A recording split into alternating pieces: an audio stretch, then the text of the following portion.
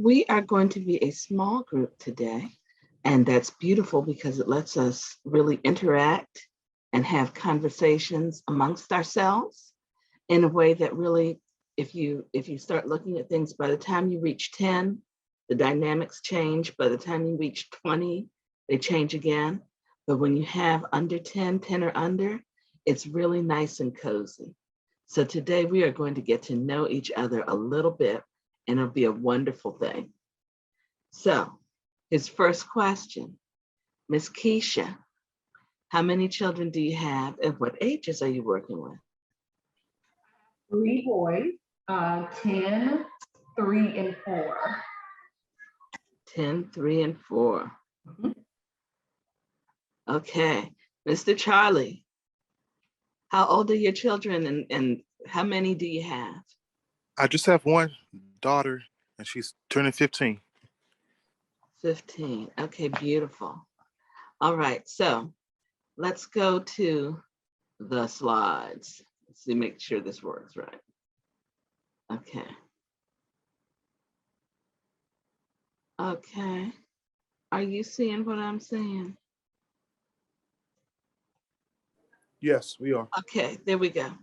So this is 3 key strategies to avoid kid launch failure. It's launch plan parenting. It's a little different approach from a lot of people.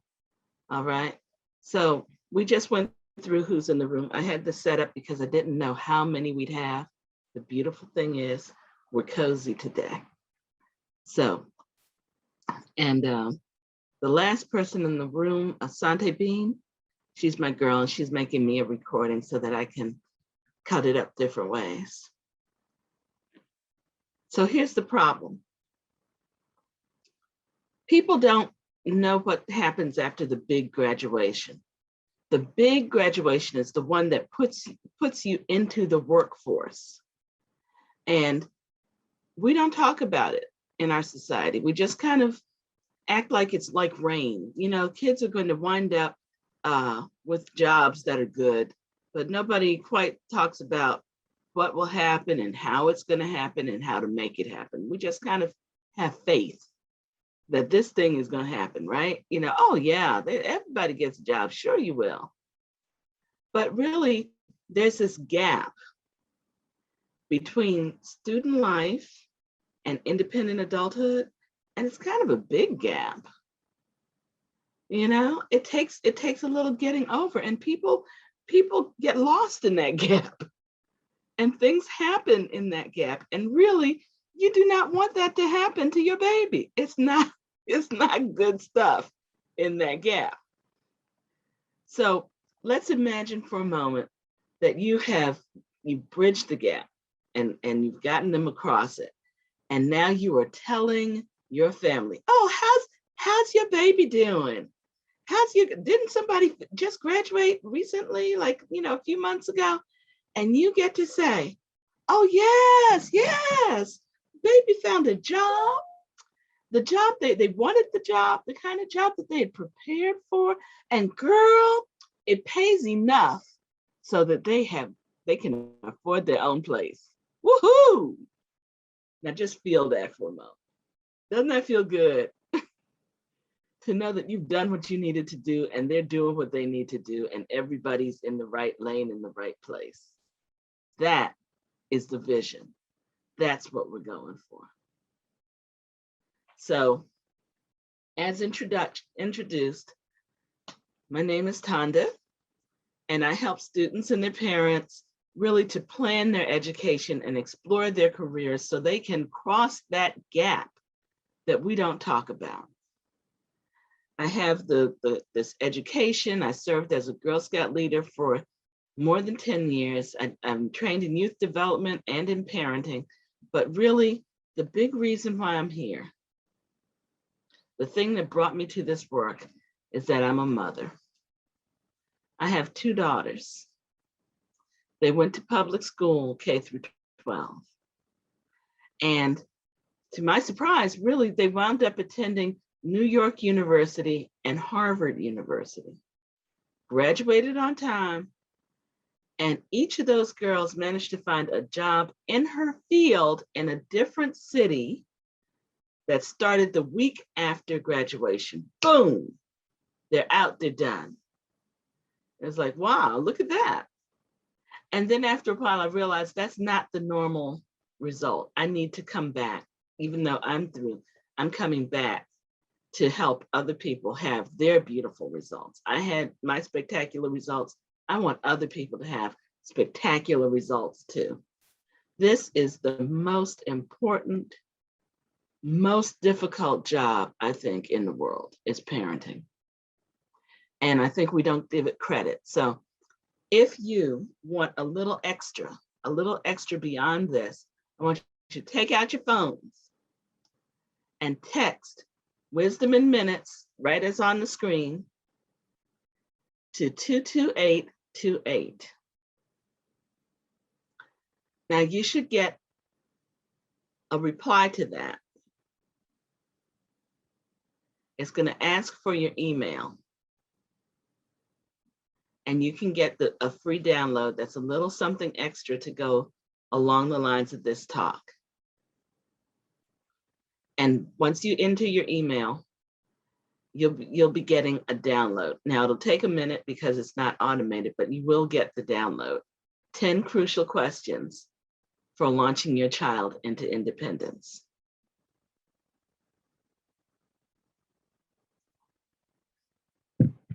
So I'll give you a minute to do that. I'm presuming you're working on it. Okay. So here's the gap we don't talk about. Here's some of the things. You sent it in the chat? Hmm? You said the download, the link is in the chat? No, the download will be sent to you through your email. Okay, gotcha. Okay, so you have to give your email and I will send you the 10 crucial questions download. So now here are things that show and point to this gap that we don't really talk about in our society. We're very quiet. We talk about other gaps. We don't talk about this one. Unemployment is highest for people who don't finish their education. If you're a high school dropout, okay, that's the unemployment is highest, and it goes down. It decreases with levels of education. That's one thing that shows you there's something going on. The next thing is that although we call it a 4-year program, the undergraduate program, it's so many people don't finish in 4 years that now they report graduation rates on a 6-year basis. That means a whole lot of people are not finishing 4 years. They've given up on reporting on a 4-year basis. They do 6-year now. And that's the National Student Clearinghouse. According to the Washington Post, 73% of college graduates have jobs outside their field of study. A lot of people never work inside the field that they studied. That's a gap. And then according to a recent Forbes survey, 50% of millennial college students, kids in college now, plan to move back home at the end of college. And half of those plan to stay at home until they're in their late 20s or early 30s. And then there's a general agreement that it's not really embarrassing to be living at home with your mama or your daddy until you're over 28 years old. That means they're planning to go home and stay. That's not a launch. Okay? So if you have high hopes for your child, but not really a plan, if your cup runneth over and your plate runneth over too, if you have the feeling, this little nagging feeling that college might be a big waste of time and money,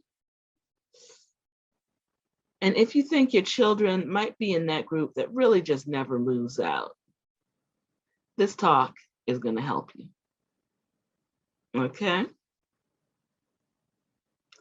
You're about to get some parenting strategies that really help you to move your children towards independent adults and being independent early as an emerging adult in the before 25 versus sometime way after.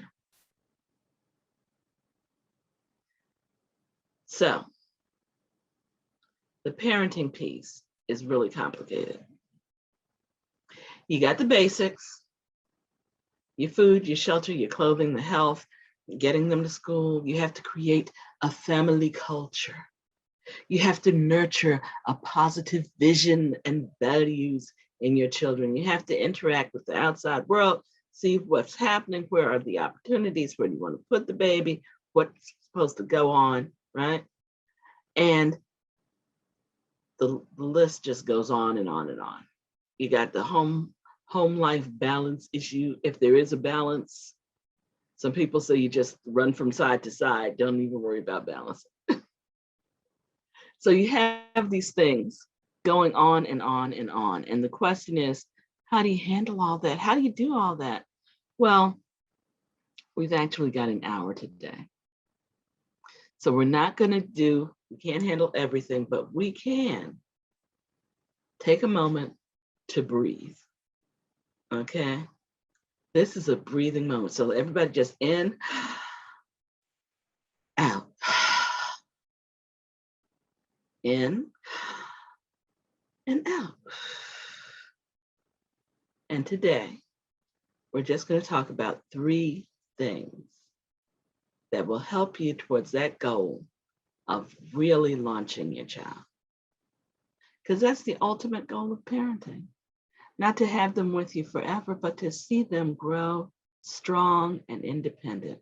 And all the way grown is out on your own. So strategy number 1. Treat your kids' launch like a long-term project. Okay? Here's the parenting experience.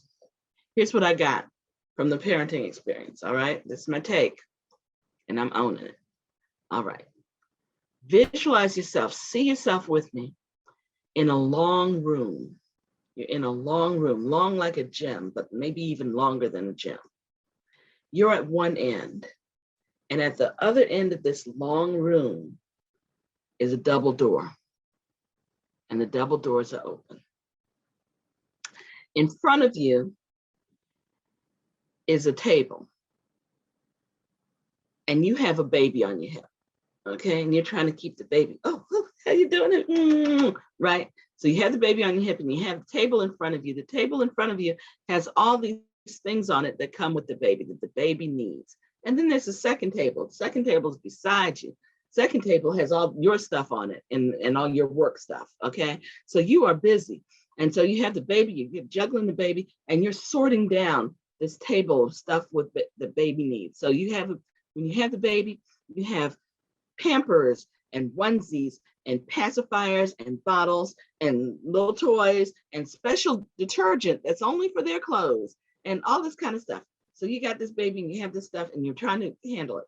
And then you have the table with your stuff that goes to work and somebody's asking you things and, oh yes, I'll have that to you at 2. And so you're working. So you're supposed to keep the baby happy, sort the stuff that comes with the baby. But there's a third thing that we don't talk about, and that is moving the table and the baby to the door. People don't talk about that. Every now and then people come by and they say, oh, your baby's grown so well. What are you feeding the baby? Have you tried giving more vegetables? Oh my goodness. Okay, the baby had a rash. I'm trying to keep the baby happy. Then they'll say things like, some people come by and they'll say things like, oh, I see you're sorting by color and size. I always sort by functionality and time of day. You know, oh, I don't know. And you start thinking about how you're sorting and thinking about the baby and and you're taking care of all this. Oh, yes, I do have that assignment. Yes, I did get that assignment. I did get your note. Okay, so you're just working. Now, every now and then you got to push that table, because what's going to happen is every time period, the bell rings and all your stuff gets swept off. All the baby stuff gets swept off, and push, you've got toddler stuff. Then all the toddler stuff gets swept off, and poof, you've got preschool stuff. And this goes on and on and on. Every period, every time you go through, things start happening. It never stops. Okay. But by the time those 18 time periods have passed, the baby is supposed to be able to go through the door. And the baby and the table have to go without you. So who's going to take care of sorting the things on the table? The baby is. And at 18, we start sending people stuff. In our society, people start going places. They go to the army, they go to college, they go into programs, but they go without their parents. So it's clear that you have 18 time periods to get that table to the door and get the baby sorting the table. What's the problem with this?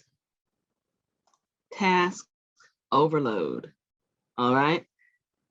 There's so much stuff going on. And you know what? No matter how well you did with that 3rd grade sort, you got to start again in 4th grade. You got to start again in 5th grade. And oh my goodness, they're going to hit middle school. And you're going to have to keep starting. So you need to make sure that you're handling not just what's urgent, because everything comes in as urgent. Most people don't say to you, I'll need this next week. They say, could you do this for me right now, today? Today, right now. And you're constantly scrambling. And then the change is consistent. And anything that's not urgent tends to be ignored. So what you're going to do?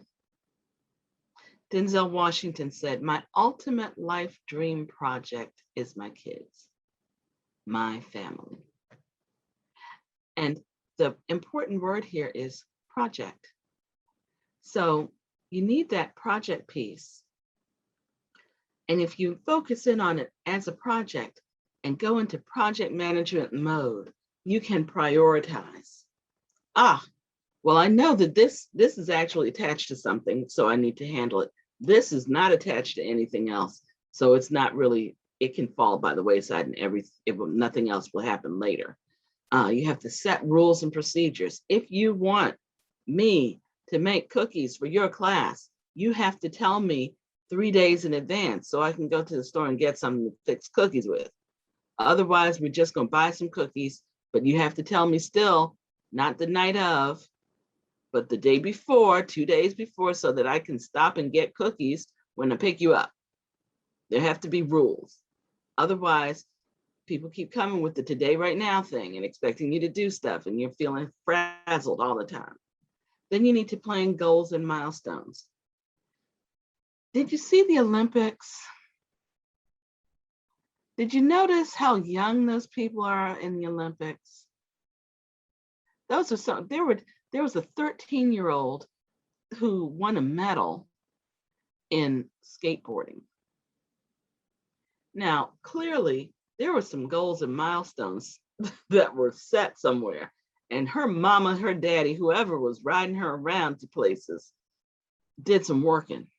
All those people, all those teens in the Olympics, they had parents somewhere behind them working really hard. And so you have to make sure that you can fit things in order so that everything you need to do for your job gets done, along with the things that your child needs to do to get things done. And then you have to delegate what you can delegate. Because if you are running around every day picking up toys after your child, maybe you need to make sure that the child picks up toys behind themselves. And that would make you happier, make you feel better about your living space, the whole thing. Because in the end, you are NASA, the New Adult Success Administration. You are getting things done. You are setting up this wonderful launch. And that's the big thing, the big important thing that we don't talk about that you have to do. So parents wind up being project managers, and then later on in the process, they're mission control. And children wind up being pilots in training. And once you lift off, you get to lift off, they are explorers.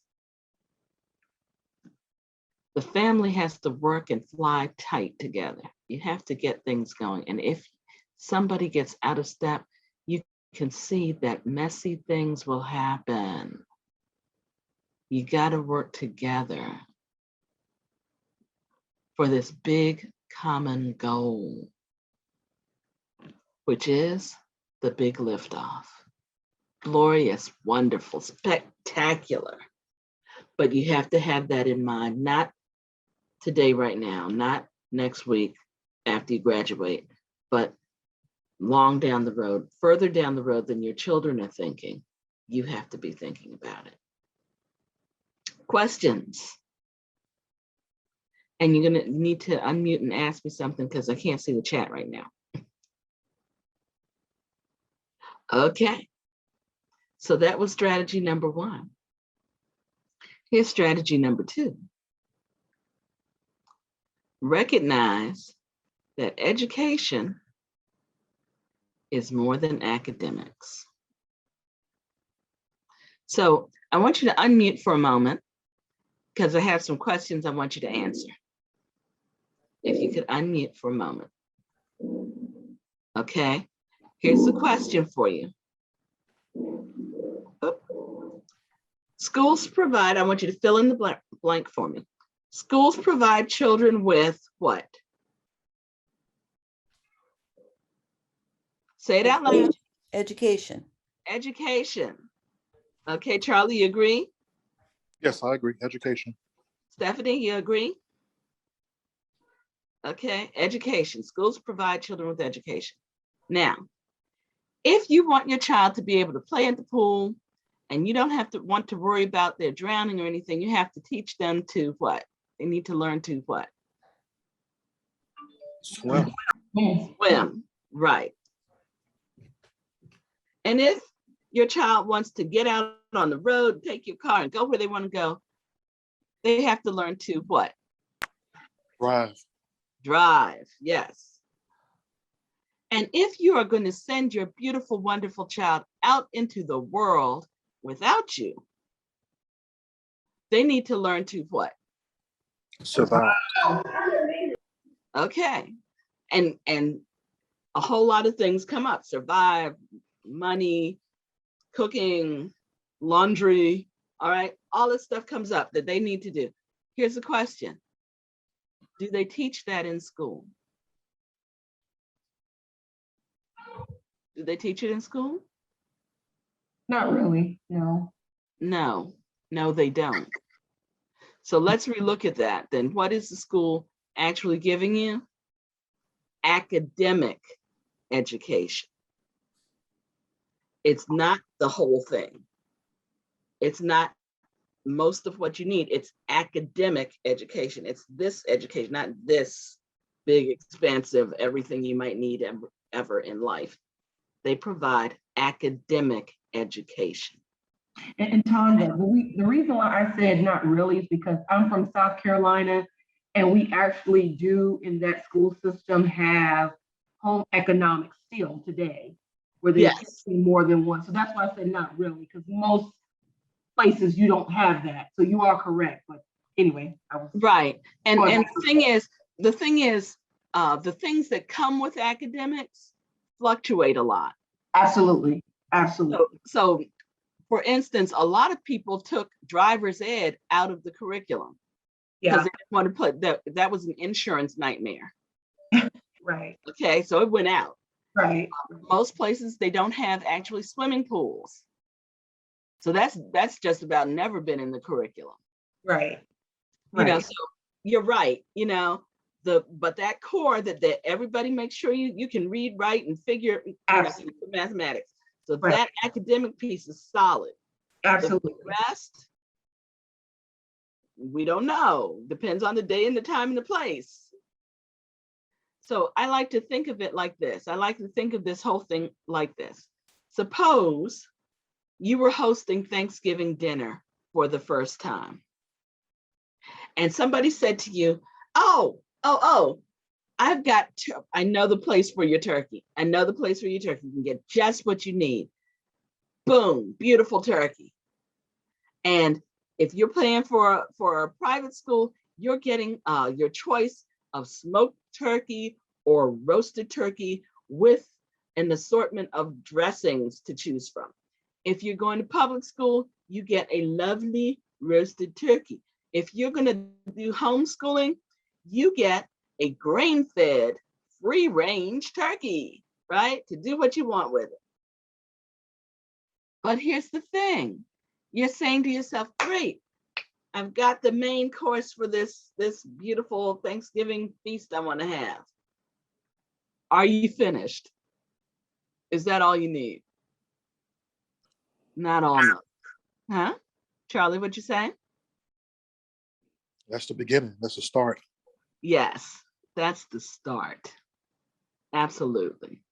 Because there's all the food that goes around that turkey. There's the beautiful table setting that you want to have, right?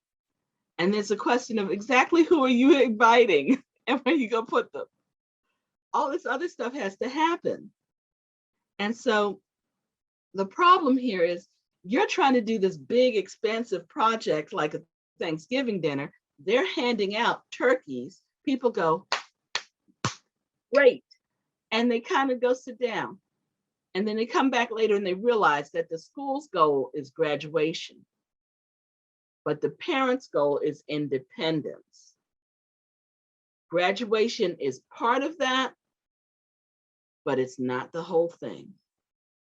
Just like that turkey is central to a traditional Thanksgiving meal, but it is not almost. It is, as Charlie said, the beginning of what has to happen. So it's important to recognize that goals determine what you're going to be. If you don't have a goal that goes beyond graduation, it's just a fog out there. You are in that gap. You are just about to prepare to fall in that gap because that's just part of what needs to happen. So the solution here is to redefine education. Look at the big picture. What do you want your child to know? You want to know how to drive, you want them to know how to swim, you want to know how to handle their money. It's not in the school system, so make your own list. Include the life skills, the people skills, the money skills, the faith, the family history, or whatever else you think is important. You need to make sure it happens. Schools don't, they only provide the academic piece. What happens at the party, baby, depends on who throws it. And this is your party to plan. Questions, comments? I mean, Okay. you're absolutely right because I have two older, I guess they're counting my stepchildren, but they are, one is going off to college on a full ride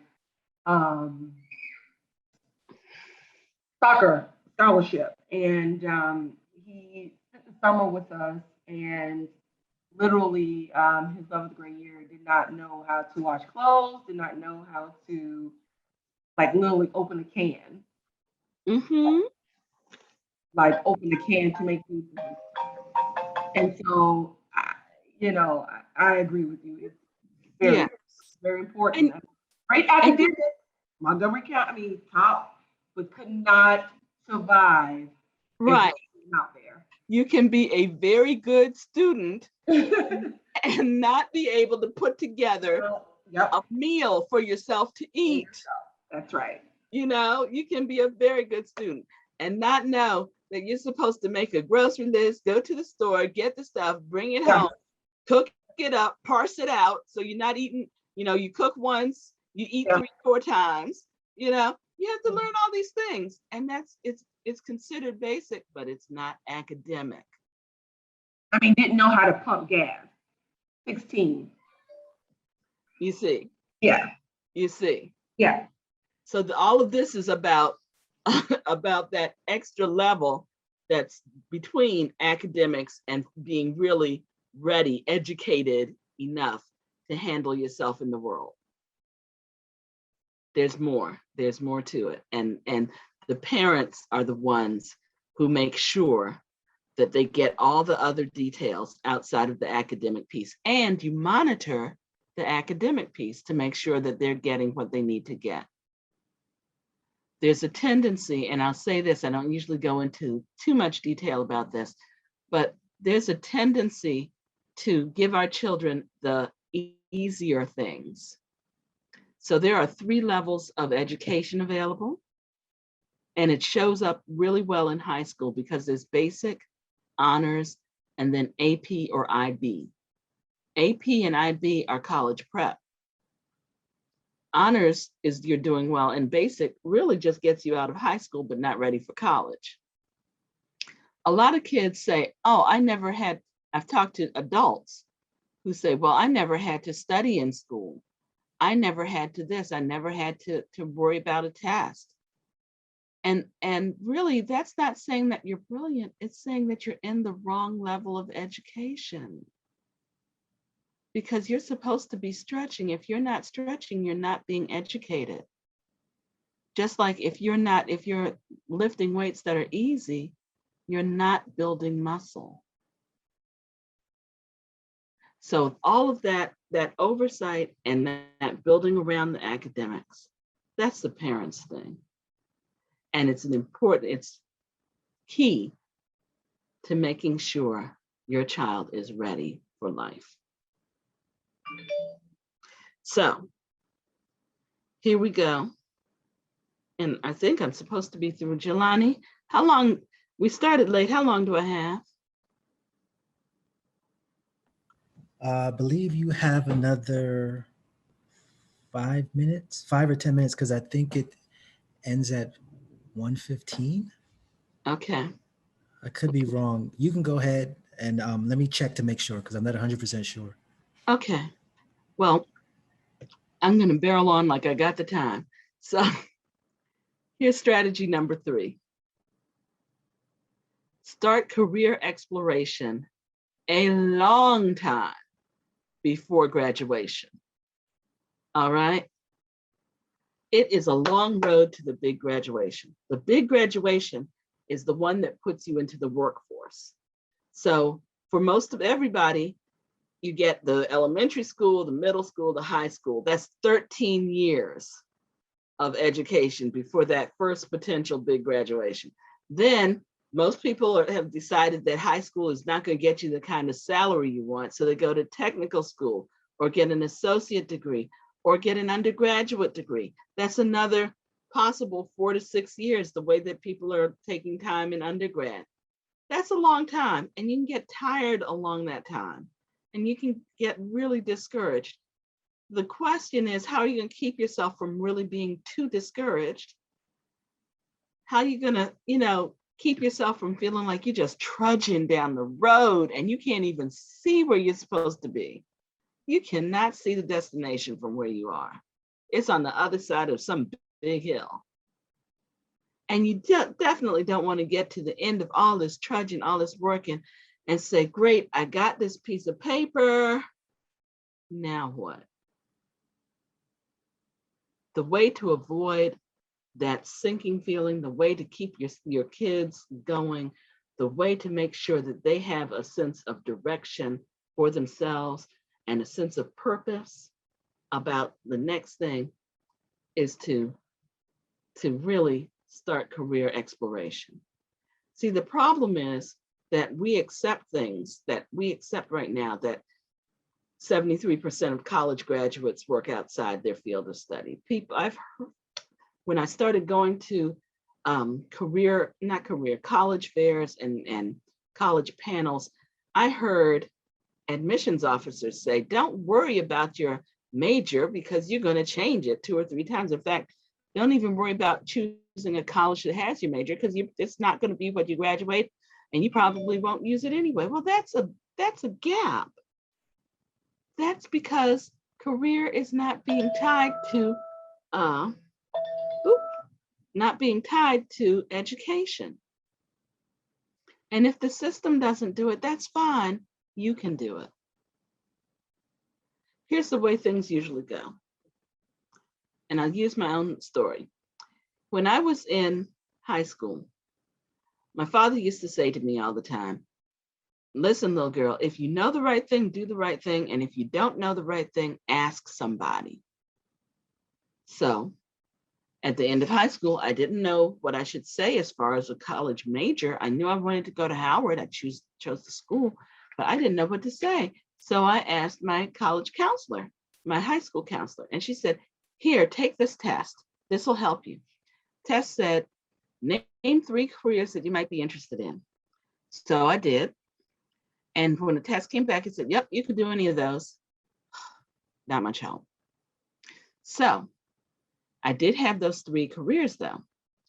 And I thought about the first one. The first one was teaching. And I said, oh, Mama, my mother was a teacher. I said, Mama, what do you think? And she said, no, don't do it. Don't do that.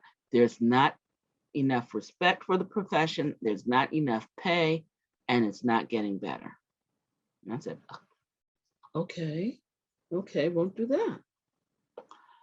So then the second one was, maybe I want to be a lawyer. And so I started looking hard at lawyers and law programs and all that. And I realized that law is all about conflict. It's all about making sure that you're kind of at war with somebody and you're fighting their fight for them. I don't like to fight. That wasn't me. So, okay, they left the third one. Third one was engineering. And my father was an engineer. So I talked to him. I said, Daddy, what do you think? He said, that'd be great. That'd be great. There are all kinds of engineers. You can be whatever you want to be in the School of Engineering. What do you like in school? I said, well, I like chemistry. He said, Shazam. I was a chemical engineering major. First year. Ooh. Second year. Oh. Second year, second semester. There was a trip to a chemical plant. We rode out to the far side of beyond, walked all around this place, walked, asked question after question after question, saw what the chemical engineers do, see what the job was in action. And at the end of that day, I knew something that I hadn't figured out in 2 years of study. I did not want to be a chemical engineer. Not under any circumstances, not ever. Nope, not me. So I dropped all my courses back to, that wouldn't transfer. That left me with choir and archery. And I went off to the School of Business and I was fine. But there was a price that had to be paid for that. The School of Business said I didn't have much more than freshman credits. And so I wound up going to school over the summer, over 2 summers. I lost the full ride scholarship messing around with chemical engineering. It took me an extra year to graduate anyway. My parents had to pay extra, more than what they were thinking, because, you know, I was there more than I was thinking. But when I had children, I realized something. If I had taken that trip, if I had looked and talked in high school, it would have been a whole lot better. You can start this. You don't have to wait, have that, you're about to graduate, let's look at careers. You can start early. You can start talking to them in middle school.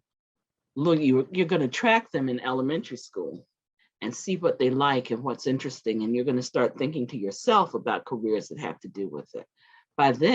By middle school, you start talking to them about careers and sending them to programs, and they'll understand that they're on this quest to find their career, and that's why you're sending them to programs. And then you get them thinking about their own likes and dislikes. What did you really enjoy doing? Why did you enjoy that? What things do you learn easily? And what things do you lose track of time doing? Start early, way early, and you'll have much better fit. So those are the 3 strategies. I'm going to ask you to do me a favor. If you found today's discussion helpful and you think this kind of material could benefit others, I'd love to have a talk with you one-on-one. I want you to schedule an interest exploration call because right now I am working on some research to gather the information in the interests of parents so that I can construct an online course, and I need your help. So if you would, let me go to the chat. Let me see, stop sharing. Stop sharing, I have to stop sharing to get to my chat. And I'm going to go here and put in my link to actually, my link to there. That's the link for an appointment. And so we're gonna, I don't know how booked I am. I think I might be booked this week, but by next week I'll have everything ready. And I'd love to talk to you individually so I can kind of gather the information. I'm not selling anything at this point. I'm just trying to get what people need and how I should phrase things so that they understand what I'm offering. So there we go. Now here's the summary of the key strategies, and we're coming up to the end of things.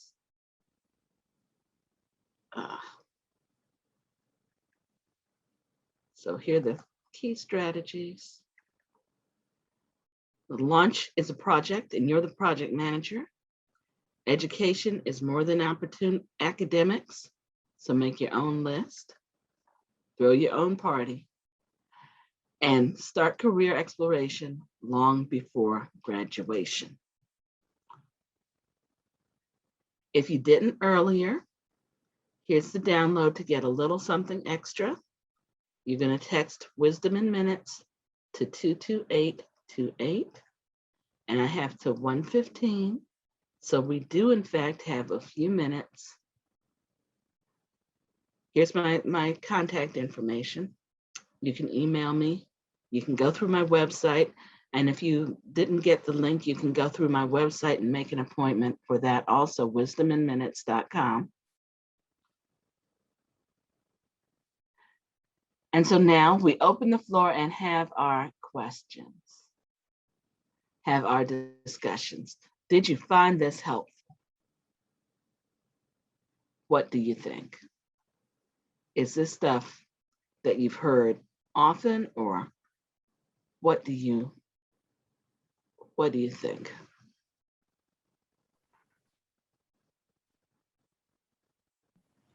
This is Jelani Scott. I just wanted to say I found it interesting. I mean, I know I'm not actually part of the group, but I am part of the group. Of course But you are. I did find the information very helpful. So my question to you was, when did you develop? Was it when you had your kids? You developed the strategy of trying to become the project manager to help your kids, or was it before you had your kids? Like what got you on that path to get to that point? This is actually all me trying to figure out how to do things. So as I was walking the path, you know how some people say, oh, you jump off the cliff and then you build your parachute on the way down, which sounds crazy to me, but but this is what happens. I have this baby, I have this job, I'm trying to do everything. Oh my gosh, it's not working. Let me step back. What do I need to do? Oh, okay, this is what would have worked better. So a lot of times you can see better backwards than forward. So then I had the second one and I was a little better. And so then, okay, if I had a third one, I'd be crazy and half dead. But it's all right, because now I have this information and this approach that's different from what I did before. And I'm sharing it because it seems to me all the stuff that's learned, we need to share between us. And, I could get another job, but that's not the important thing. To me, the important thing is helping people to have this level of, success in raising children. And I think that changes the world. Keisha, you have anything? Question, comment? I think I don't have any questions. That was a great question, Jelani. My comment is, I'm a planner myself, and actually, crazy. I was up like 5 o'clock this morning trying to figure out which sport is like, because my oldest is 10 and he's starting to get into the sports realm, I guess. And so, which sport would get him the full scholarship? Like, what would, like, I'm up here preparing for his college in my mind.